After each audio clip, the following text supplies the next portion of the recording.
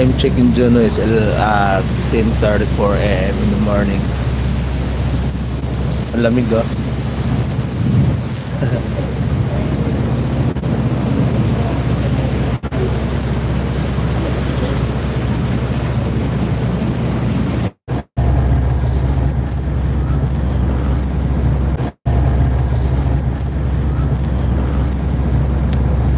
Maulan kasi ngayon mga by dito. It's raining. And then it's not yet busy because it's still early in the morning. Of course, pag maaga kasi yung mga tao, yung mga pasahero is priority nila yung sure excursion, pasyal-pasyal kasi sa tourist spot. Yan, so hindi pa ganun busy, hindi pa ganun kahina yung free wifi nila dito. So hindi kagaya last time na napakahina ng wifi, so nagre-reconnecting yung live natin.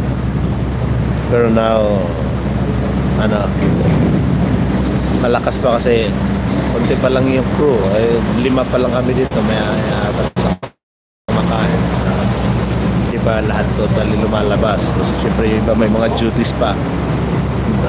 Like pag kasi tawag ito, not like pag hapon kasi lalabasan na yung mga crew kasi tapos na yung duties nila.